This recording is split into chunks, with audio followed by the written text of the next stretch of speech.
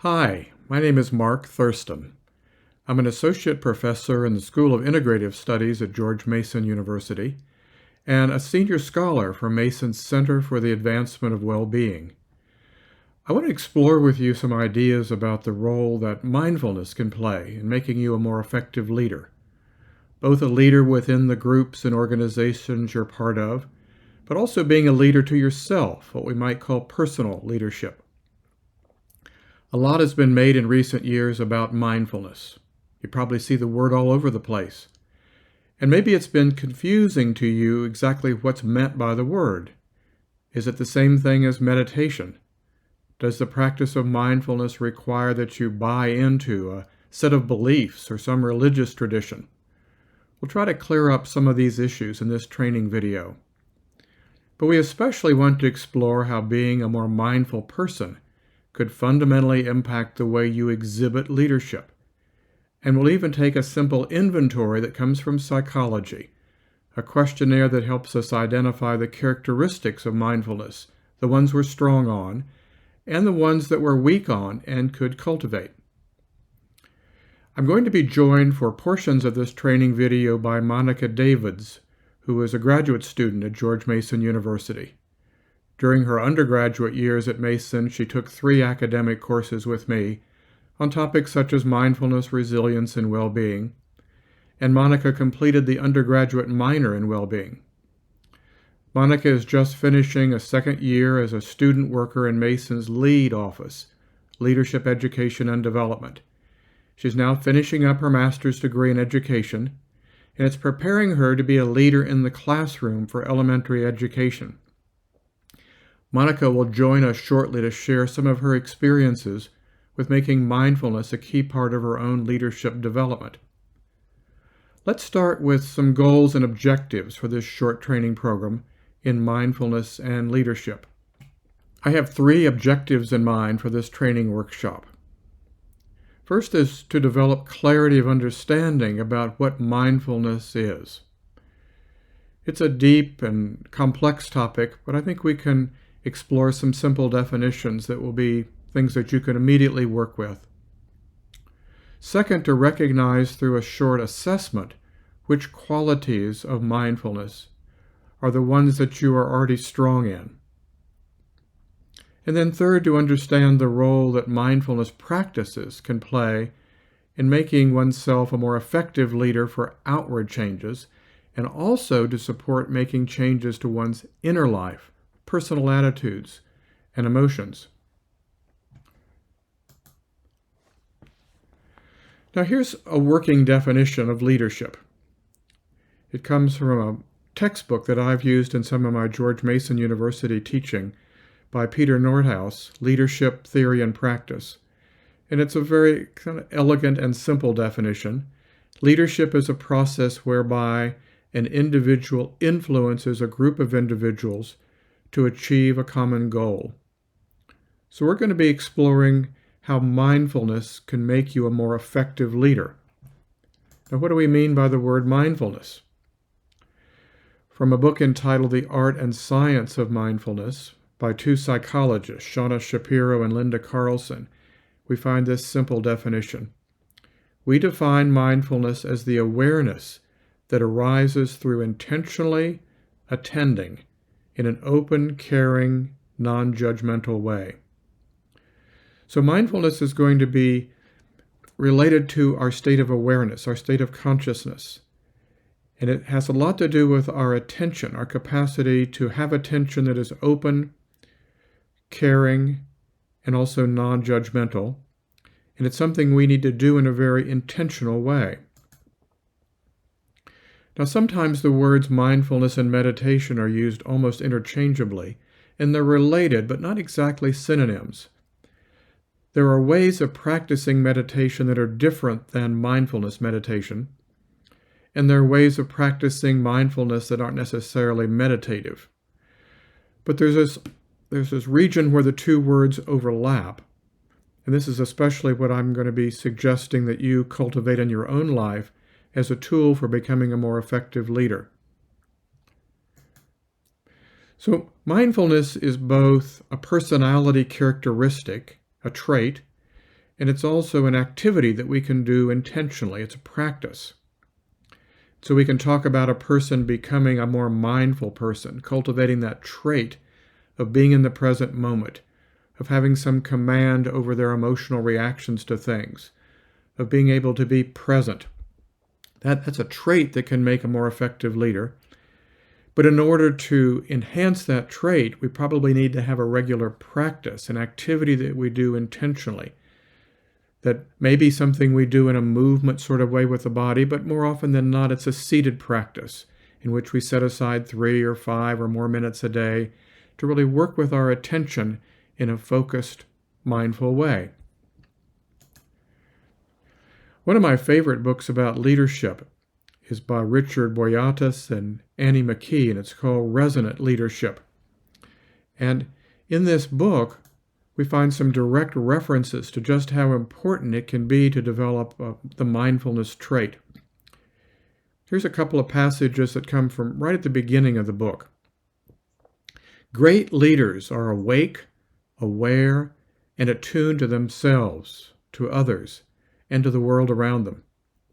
They commit to their beliefs, stand strong in their values, and live full, passionate lives.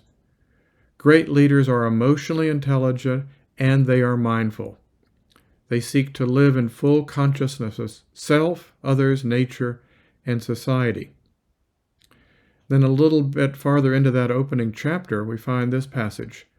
To summarize then, leaders today face unprecedented challenges that can result in a vicious cycle of stress, pressure, sacrifice, and dissonance. To counter the inevitable challenges of leadership roles, we need to engage in a conscious process of renewal, both on a daily basis and over time. To do so, most of us need to intentionally transform our approach to managing ourselves. Okay, I think they're speaking indirectly here then about personal leadership and the importance of having some kind of a practice on a daily basis, over the weeks, over the months, to renew ourselves. I think this is where leaders can get so much benefit from having a regular mindfulness practice. Let's have Monica weigh in on some of these themes. Monica, you're a leader on several fronts in your life, a leader in your family as a mother of 4 kids, a leader in the classroom as you do your student teaching for your master's degree program. How have you benefited from the well-being academic courses you've taken at Mason? So from the courses at Mason around well-being and mindfulness, I have been able to really kind of slow down. I'm usually really energetic and excited, and which is good to have, but it's also good to be able to kind of slow down and think about what I'm going to be doing and be in the moment. And through my family life, I've been able to be more patient with my kids and kind of teach them some mindful techniques so that they can use those to help themselves. And then also through my profession, I've been bringing mindfulness into the classroom and also teaching my students how to focus and slow down. And it really helps them calm their bodies. And we've been doing like breathing meditations and listening to the Tibetan singing bowls. And they really enjoy it. And it's really neat to see that what I've learned in my college career, I can bring it into my profession. So you mentioned to me that you've also been trying to take a leadership role to promote mindfulness there at the school, for the whole elementary school, to develop some awareness about how to practice mindfulness. So with the other interns at the school, we got together with the administration and we talked about some things that we thought we could do. And one of the things that I wanted to do was bring mindfulness to the school because they have a mindful room, but only a couple students were allowed to go there. And I felt like everybody should be able to have access to mindfulness. So we got together and put together a program, and we do Mindful Mondays. So every Monday, the entire school will stop and listen to a meditation. And we've done promotional videos that come onto their news that happens every morning. And so we've been working on that together collaboratively. And I'm really excited because a lot of teachers have already come up to me and said, this is such a great idea. It even helps me relax. So it's helping the students and the teachers and faculty that are in the school. What a great example of you taking a leadership role and cultivating more awareness of mindfulness at your school.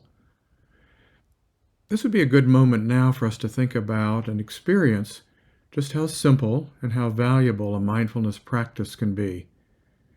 In one experimental study that was conducted with college students at the University of North Carolina at Charlotte, researchers found that even within just a week of regular practice of mindfulness meditation, there were positive changes in students' lives, differences that could be measured with the research tools they used for the experiment. Students became more attentive and focused, had reduced fatigue and anxiety, had improved memory. Surely we can imagine how all these improvements would help us to be more effective leaders. The kind of practice that researchers used in this study was a simple breath attention technique. It's meant to cultivate one's capacity to just be in the present moment, no matter what sensations or memories arise. Just be here, right now, with your lived experience. We should keep in mind that not all methods of meditation are necessarily designed this way. Not all are meant to be particularly emphasizing mindfulness. For example, there are meditation methods, some of them quite ancient, that involve very specific visualization. There are meditation methods that involve strict attention to a word or a mantra. There are also guided imagery methods of meditation. And every technique has its followers, and every technique has its value.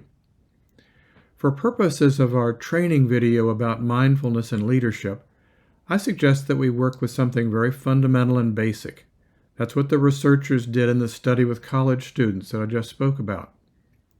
I want you to get into a comfortable position, and I'll lead you through a short, guided mindfulness meditation practice. It's going to last about 3 minutes. In fact, a lot can be gained from practices even this short. The key ingredient is keeping the practice regularly, maybe even at the same time daily if possible. So let's sit comfortably, and I'm going to ask you to either close your eyes all the way or to have your eyes sort of half closed at what's called soft gaze. I'm going to use my little meditation bells just to create a clear sound for us to begin to focus our attention. I'm going to give you some suggestions that you remember an intention for why you want to be a better leader and why you want to be more present and mindful in your leadership style. And then I'll just guide you into relaxing into the present moment with some breath attention.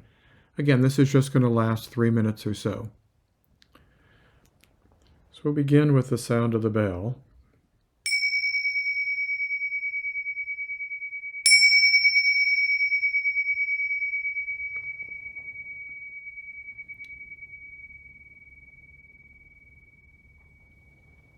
And let's begin with just a moment of full body awareness, just feeling your physical body.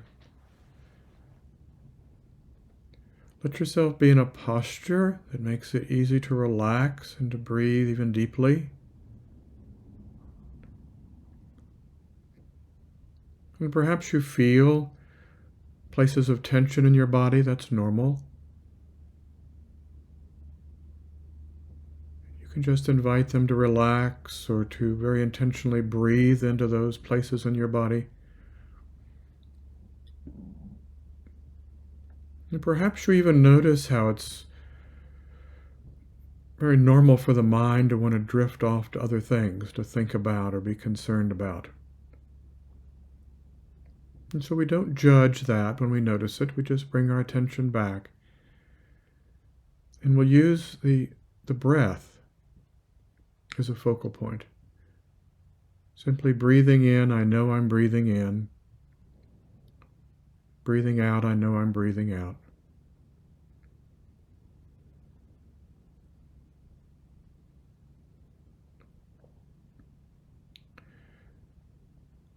And bring to mind for just a moment your intention about wanting to be a more mindful leader. both in terms of personal leadership and becoming your best self, and then also outward-facing leadership and the way you influence others.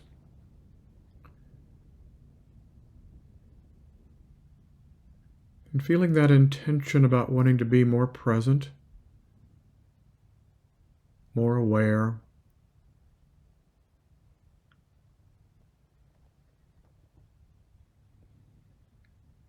And then we'll take another minute or two just to be with the breath. And perhaps as you relax just a little more deeply, you notice how your breath becomes a little slower in its rhythm, and maybe just a little deeper in the inhalation and exhalation.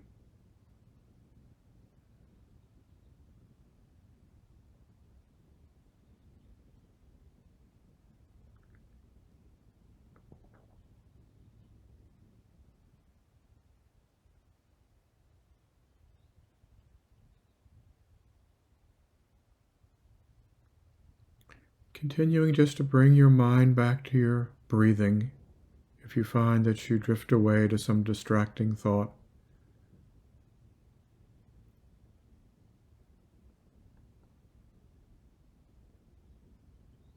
And we do this with a lot of patience with ourselves, with non-judgment.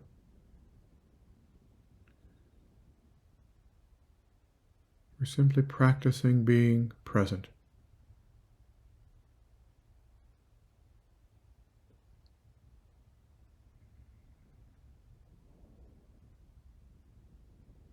Breathing in, I know I'm breathing in. Breathing out, I know I'm breathing out.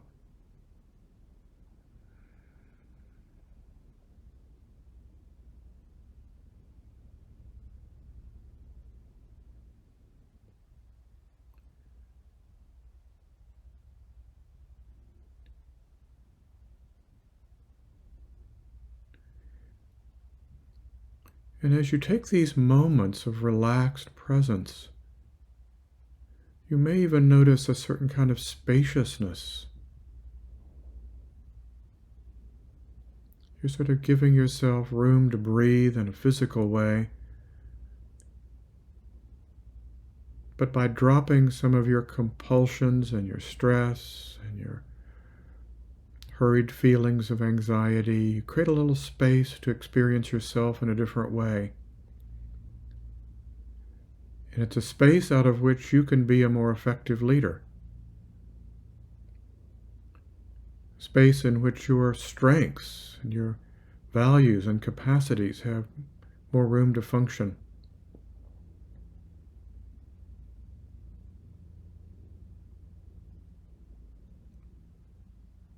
Almost like weeding your garden.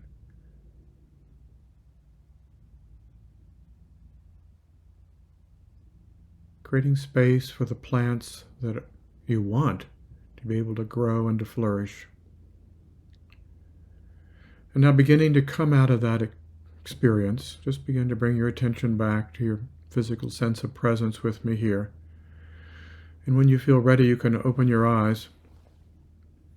And I want you to even imagine how you might be able to keep a practice like this daily, even just 3 or 4 minutes. There's a good chance it will enhance your well-being, and it's going to contribute to your leadership capacity, your personal leadership toward being your best self, and your outward-facing leadership as you influence others in working towards shared goals. Monica, you've worked in the Mason Lead office for a couple of years as a student yourself. What have you noticed that students seem to need in order to enhance their capacity for personal leadership that builds well-being? I feel like all students need some kind of well-being or mindfulness. It's really helpful to learn the techniques because then you can use them. And a lot of people should already know these techniques, but they don't know how beneficial they are to use them. I'm also working through LEAD, working on the burnout, so avoiding burnout slides. And that's something that I learned in taking the well-being courses. knowing strategies and what to look for and how to avoid burnout. Thanks. So let's do a short questionnaire to get a personal sense of where we stand in regard to some of the characteristics of living mindfully. It's a 14-item inventory. I want you to do this questionnaire that was developed by a group of psychologists interested in trait mindfulness. Not so much the practice of mindfulness meditation, but the personality characteristic of being a mindful person. You'll need a piece of paper and a writing instrument, so pause the video for a moment and make sure you have those tools at hand. I want you to make a numbered listing down the left side of the paper from 1 to 14. And for each of the 14 items of the inventory questionnaire, you'll be making a very short response. I'm going to be showing you one by one some statements about yourself, and for each one, I want you to write down a number to indicate how true it currently is of you. Maybe for some of them it's hard to decide what rating to give the item, so you might need to just go with your gut instinct or your initial thought. We'll be answering each item in terms of how accurately it describes you recently, say over the last few weeks. So here's the range from 1 to 4 on how you'll be rating each of the 14 items of the Freiburg Mindfulness Inventory. I'm going to be moving through the items one by one, and if it feels like I'm going too quickly, you can just be pausing the video to think about the item for more time, so take as much time as you need to answer each of the 14 items. So the first question is, I am open to the experience of the present moment. To what extent is that true of you? 1, 2, 3, or 4. And the second item, I sense my body, whether eating, cooking, cleaning, or talking.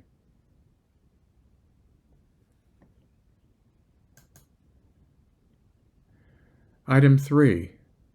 When I notice an absence of mind, I gently return to the experience of the here and now.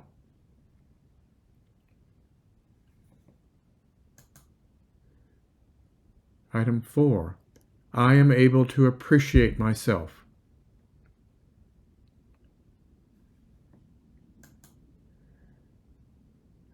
Number 5. I pay attention to what's behind my actions.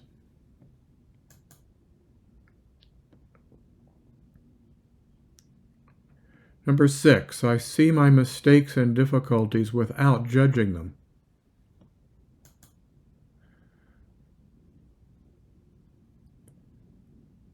Number 7, I feel connected to my experience in the here and now.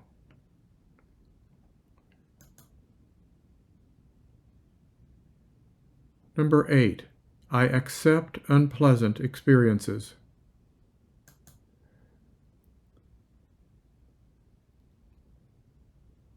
Number 9, I am friendly to myself when things go wrong.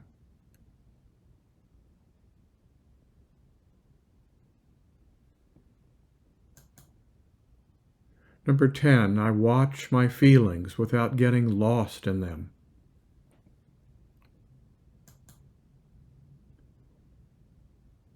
Number 11, in difficult situations, I can pause without immediately reacting.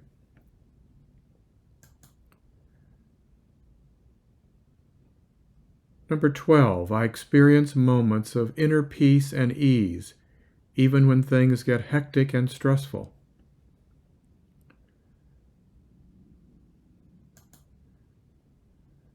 Number 13, I am patient with myself and with others.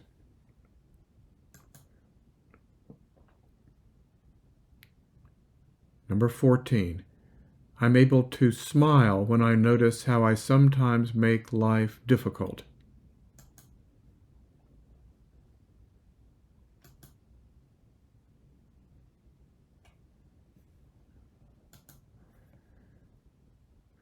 Now here's a slide with all 14 items.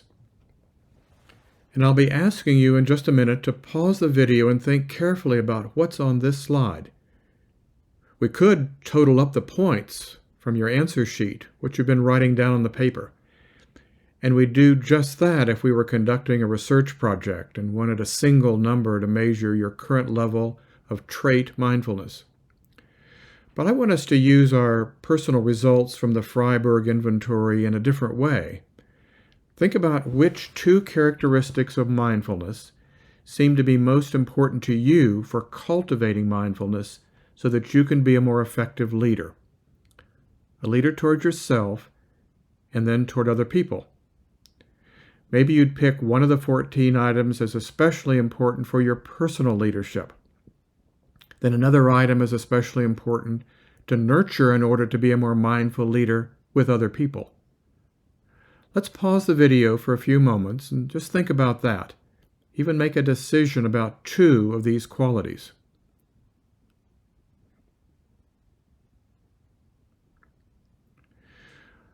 Monica, when you look at the results of your Freiberg mindfulness inventory, what's a quality of mindfulness that really speaks to you? Irrespective of whether you scored yourself high or low on it, what's a quality that feels like it's particularly important for you as you cultivate being a better leader? Another quality that I wanted to talk about was the seeing my mistakes and difficulties and without judgment. And that one was one that was really hard for me, for myself, being able to make mistakes. I'm pretty hard on myself, but as a teacher, I'm able to see the children make mistakes and be like, oh, it's okay, and teach them that it's okay to make mistakes and that you learn from your mistakes, and that it helps them grow as a person. And everybody makes mistakes. And so now I'm getting better at making mistakes and being okay with it. And sometimes I'll even make mistakes on purpose or point out my mistakes to the class so that they can even see it in action, that, hey, even the adults make mistakes. And I think that that's pretty impactful to them. So in my job, I'm able to show that quality, and I'm being more forgiving on myself as well. So I think this gives us all some things to think about and to practice. Ask yourself, what's the relationship in my own life between being a mindful person and being an effective leader? There's a considerable amount of research that shows how a regular practice of mindfulness, such as a seated breath attention method, will enhance skills that are sure to augment your leadership capacity. Think about just how willing you might be to commit to some sort of daily practice in your own life. And then each of us can also home in on one or two qualities of being mindful. Qualities such as the ones found in the Freiberg Mindfulness Inventory. And make a concerted effort to work on those very qualities.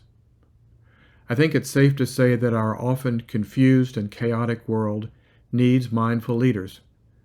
No matter what kind of leadership roles you aspire to play in the world around you, mindfulness can be an invaluable ally. It will help you harness your energy, stay focused, and be connected to your values and best self. In other words, mindfulness will enhance your personal leadership. And it's also going to help you navigate the challenges, distractions, and obstacles to being a leader in your family, your friends group, and your career. Thanks for participating in this training video. I hope you'll take from it some inspiration and understanding that you can make use of, even today.